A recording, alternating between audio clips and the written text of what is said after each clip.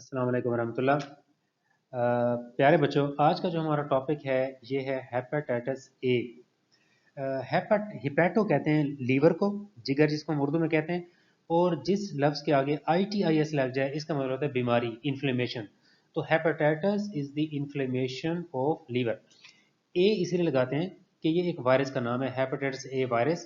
तो इस वजह से हम इसको हेपेटाइटिस ए कहते हैं। समझ गए? Hepatitis is the inflammation of liver and it is caused by hepatitis A virus. तो ये हेपेटाइटिस ए और हेपेटाइटिस ई जो वायरसेस है ना, याद रखें, ये फीकल ओरल रूट के जरिए फैलते हैं, कंटेमिनेटेड फूड के जरिए। और जो हेपेटाइटिस बी है, सी है और डी है, ये ब्लड के जरिए फैलते हैं। तो चलें बाकी हम इसकी चीज़ें देखते हैं। इसका वायरस कौन सा है, उसकी प्रॉपर्टीज़ क्या हैं और उसको हम डायग्नोज कैसे करेंगे। इसको इंटीरोवायरस भी कहते हैं क्योंकि इंटेस्टाइन में ये रेप्लिकेट करता है और उसके बाद लीवर में जाता है। पिकोरना वेराइटी से ताल्लुक़ रखता है। इसको इंटीरोवायरस 72 भी कहते हैं। सिंगल स्ट्रैंडेड आरएनए होता है इसका। नॉन इन्वेलप्ड है। ये साइटोप्लाज्म के अंदर रेप्लिकेट करता है, जैसे पोलियो वायरस है। और इसकी जो है सिर्फ एक ही सीरोटाइप है। अब जो इसकी ट्रांसमिशन एंड एपिडेमियोलॉजी है, उसमें फीकल ओरल रूट के थ्रू फैलता है। ह्यूमन इसके रिजर्वायर हैं। वायरस जो है ये 2 हफ्ते पहले स्टूल में अपेयर होना शुरू हो जाता है, इसके साइन सिम्टम डेवलप होने से 2 हफ्ते पहले। चिल्ड्रन इसलिए कहा जाता है कि ये बच्चों में ही हो जाता है, बचपन में ही। तकरीबन आप ये समझ लें कि हर बंदे को हेपेटाइटिस ए हो चुका होता है, क्योंकि ज़्यादातर ये एसिम्प्टोमेटिक होता है, उसमें अलामत ज़ाहिर नहीं होती। तो इसलिए अगर हम इसकी एक टेस्ट होता है immunoglobulin G, antibody IgG check करवाएं, तो उससे हमें पता चल सकता है कि इस बंदे के अंदर ये हेपेटाइटिस आया था। इसकी जो आउटब्रेक्स हैं, ज़्यादातर लोग वो मुतासर होते हैं जो इकट्ठे रह रहे हों, जैसे समर कैंप में या बोर्डिंग स्कूल्स में, या कोई कैंप्स वगैरह ऐसे लगे हुए हैं जहाँ पे लोग इकट्ठे रह रहे हैं, या किसी भी किस्म की ऐसी गैदरिंग जहाँ पे लोग ज़्यादा दिनों तक इकट्ठे रहें, तो उसमें ये इसका चांस ज़्यादा होता है आउटब्रेक का। अब इसका जो वायरीमिया है, मतलब इसका जो वायरस है ब्लड में बहुत कम आता है, और इसको वायरीमिया कहते हैं ना, virus present in the blood. ये बहुत कम होता है, इसी वजह से ये ब्लड के जरिए नहीं फैलता।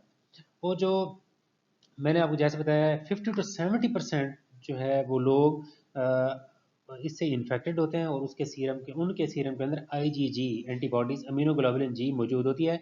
याद रखें, अम्यूनोग्लोबुलिन जी पास्ट इन्फेक्शन को शो करती है, और आईजीएम जो है, अम्यूनोग्लोबुलिन एम जो है, ये करंट इन्फेक्शन को शो करती है। अगर किसी पेशेंट में आईजीएम मौजूद है तो इसका मतलब उसको अभी इन्फेक्शन है, और अगर आईजीजी है तो इसका मतलब इसको पहले इन्फेक्शन था, अब नहीं है। तो आईजीजी ये शो करती है कि इस बंदे को हेपेटाइटिस ए पहले हो चुका हुआ है। ठीक हो गया? अब ये जो वायरस है डेफिनेटली फीको और रूट के जरूर जाएगा। तो ये कहाँ जाएगा? हमारे इंटेस्टाइन में। वहाँ पे जाके ये रेप्लिकेट करेगा और फिर लीवर की तरफ जाएगा। लीवर में जाएगा तो लीवर के जो सेल्स हैं उनको हम हिपेटोसाइट्स कहते हैं, वो इससे मुतासर होंगे। और ये लीवर के सेल को कैसे डैमेज करता है, इसके बारे में जो मैकेनिज्म है वो इतना क्लियर नहीं है। इसकी एक जो वजह है जो बताई जाती है कि हमारे जो लीवर के सेल हैं वो कैसे डैमेज होते हैं, वो है damaged bye CTL, cytotoxic T lymphocyte. अब साइटोटॉक्सिक टी लिम्फोसाइट ये करते हैं कि जो वायरल इन्फेक्टेड सेल होते हैं उनको ये किल कर देते हैं। अब हेपेटाइटिस ए सेल्स को डैमेज नहीं करता, उसका ये सबूत है कि जब हम इनको सेल लाइंस पे ग्रो करवाते हैं तो उस पर साइटोपैथिक इफेक्ट नहीं आता। अब इस चीज़ को ज़रा समझ लें। पहली बात है कि अगर वायरस ही सेल्स को डैमेज करता तो उसका इफेक्ट सेल लाइंस में आना चाहिए था। इस वजह से ये कहा जाता है कि ये वायरस खुद हमारे बॉडी के सेल्स को डैमेज नहीं करता। कौन करता है?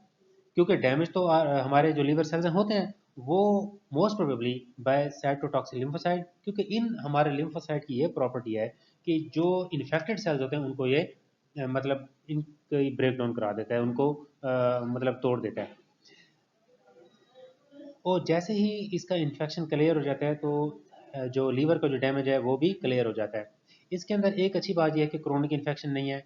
और जो हेपेटाइटिस है, जब हेपेटाइटिस ए से काज होता है तो वो बाकी सारे वायरसेस का सबका जो है ना, जो पैथोलॉजिकल पैटर्न है वो डिफरेंट नहीं होता। इसलिए जो डिफरेंट वायरसेस से जो हेपेटाइटिस होगा उसको हम डिफरेंशिएट नहीं कर सकते। आईजीएम जो होती हैं, जैसे मैंने पहले बताया इम्यूनोग्लोबुलिन एम, ये अक्यूट स्टेज पे अपेयर होती हैं और 3 हफ्ते तक रहती हैं, और फिर आईजीजी अपेयर होती हैं और वो प्रोटेक्टिव भी होती हैं और ये भी शो करते हैं कि इस बंदे को पास्ट में इन्फेक्शन हुआ था। अब हम आ जाते हैं कि इसका साइन सिम्टम्स और ये चीज़ें कैसे और कौन कौन सी होती हैं। इसका जो इंक्यूबेशन पीरियड है 2 से 4 हफ्ते है, और इसकी जो हेपेटाइटिस की मैनिफेस्टेशंस हैं वो बाकी हेपेटाइटिस की तरह ही हैं, मोस्टली जो एसिम्टोमेटिक होते हैं, लेकिन जिन लोगों में होगा इसमें फीवर, एनोरेक्सिया, नोजिया, वोमिटिंग और जंडस, मतलब आंखें जो हैं ये पीली हो जाती हैं, जिसको हम आमतौर पर पीला जरकान भी कहते हैं। ठीक है।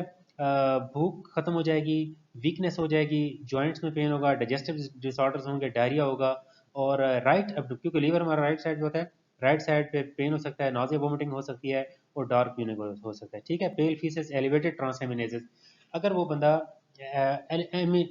ट्रांसएमिनेजेस कहते हैं एएलटी और एएसटी को, ये दो इंजाइम्स हैं जो लीवर के अंदर होते हैं और उसका हम लैब में टेस्ट भी करते हैं, तो ये इसके अंदर ज़्यादा होंगे।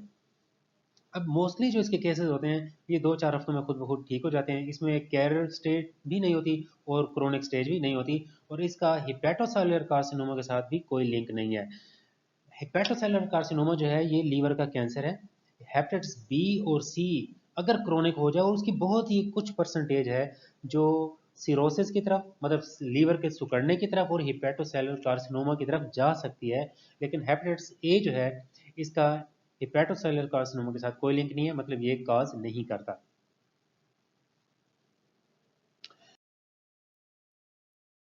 अब हम आ जाते हैं वायरस की प्रॉपर्टीज पे। ये हम आरएनए वायरसेस डिस्कस कर रहे हैं, उसमें ये सिंगल स्ट्रैंडेड आरएनए है, पॉजिटिव सेंस है, नेकेड है। अब याद रखें नेकेड वायरस जितने भी होते हैं, उल्टा इनके पास इन्वेलप नहीं होता है, ये इनको ये एज हासिल होता है कि ये इन्वायरमेंट को, हार्श इन्वायरमेंट को बर्दाश्त कर सकते हैं, ये रेजिस्टेंट होते हैं। ये भी पिकोरना वैरायटी से ताल्लुक रखता है। पिकोरना वैरायटी से ताल्लुक रखता है, इंटीरोवायरस है, इसका स्मॉल साइज होता है, और ये जो है नॉन इन्वेलप्ड है, एकोसाहेड्रल कैप्सिड होता है, सिंगल स्ट्रैंडेड आरएनए है पॉजिटिव पोलैरिटी के साथ, इसका विरियन पॉलीमरेज नहीं होता, साइटोप्लाज्म में रेप्लिकेट करता है, और ये इनएक्टिवेट भी नहीं होता लिपिड सॉल्वेंट से। अब इसका जो लाइफ साइकिल है वो कैसे स्टार्ट होता है। ये हमारा सेल है हेपेटोसाइट, उसके अंदर ये इसकी अटैचमेंट होगी सेल्स के ऊपर, पेनिट्रेट करेगा, और उसके बाद इसकी अनकोटिंग होगी, उसमें से पॉजिटिव आरएनए निकलेगा जो मैसेंजर आरएनए के तौर पे काम करेगा। इससे स्ट्रक्चर प्रोटीन बनेंगी और कुछ नॉन स्ट्रक्चर प्रोटीन जिसको आरएनए डिपेंडेंट आरएनए पॉलीमरेज कहते हैं। आरएनए पॉलीमरेज क्या करेगा, ये पॉजिटिव आरएनए को नेगेटिव आरएनए में कन्वर्ट करेगा। फिर एक और किस्म के आरएनए पॉलीमरेज होंगे जो नेगेटिव आरएनए को पॉजिटिव आरएनए में कन्वर्ट करेंगे, और ये इस तरह स्ट्रक्चर प्रोटीन, उधर से जीनोम रेप्लिकेट हो जाएगा, असेंबली होगी, और वायरस इधर से रिलीज हो जाएगा। ये इसकी रेप्लिकेशन है हमारी सेल्स के अंदर। अब हम आ जाते हैं इसकी डायग्नोज कैसे करेंगे, इसकी ट्रीटमेंट कैसे। इसकी जो डायग्नोसिस है आईजीएम एंटीबॉडी से होगी, और या दूसरा हम इसकी वायरस आइसोलेशन कर सकते हैं सेल लाइन्स के थ्रू, क्योंकि ये फैसिलिटी हर जगह पे नहीं होती, लेकिन आईजीएम एंटीबॉडीज हम करवा सकते हैं। ट्रीटमेंट जो है इसकी एंटीवायरल ट्रीटमेंट कोई नहीं है, और इसका जो वायरस है, जो वैक्सीन है वो अवेलेबल है। उसमें हम क्या करते हैं कि जो हेपेटाइटिस ए है इनएक्टिवेटेड फॉर्म में होता है, फार्मलिन से उसको इनएक्टिव करते हैं, उसकी डोज दी जाती है। 2 डोजेस दी जाती हैं, एक इनिशियल होती है, दूसरी बूस्टर डोज होती है, और बूस्टर डोज जो है ना 6 से 12 हफ्ते बाद दी जाती है। एक और वैक्सीन है जिसको ट्विनिक्स वैक्सीन कहते हैं, ये हेपेटाइटिस ए और बी के लिए होती है। बाकी यह है कि इसकी जो पैसिव इम्यूनाइजेशन भी होती है वो कुछ कंडीशन में दी जाती है। अगर कहीं पे ऐसा हमें ज़रूरत पड़े तो इसकी एंटीबॉडीज़ भी अवेलेबल होती हैं। याद रखें ये नेचुरली, क्योंकि इसकी एक सीरोटाइप है कि हर बंदे को, हर बच्चे को किसी न किसी स्टेज पे ये हो चुका होता है। ठीक है। इसकी वैक्सीन की भी इतनी कोई टेंशन लेने वाली बात नहीं है, ज़रूरत नहीं है। अगर ज़रूरत पड़े तो वैक्सीन लगवा सकते हैं। और दूसरी ये है कि ऑटोमेटिकली ये बंदा ठीक हो जाता है, और इसके डायग्नोसिस पे भी कोई ज़्यादा क्लिनिकली ये डायग्नोज हो जाता है, ज़्यादा से ज़्यादा कराना है तो एंटीबॉडीज हम इसकी चेक करा सकते हैं। ठीक हो गया। ये इसके बारे में अहम चीज़ें हैं, और इंशाल्लाह बाकी वायरसेस भी हम डिस्कस करेंगे हेपेटाइटिस के। इसमें से अगर आपको कोई सवाल हो तो आप पूछ सकते हैं। Thank you so much. Allah हाफिज़।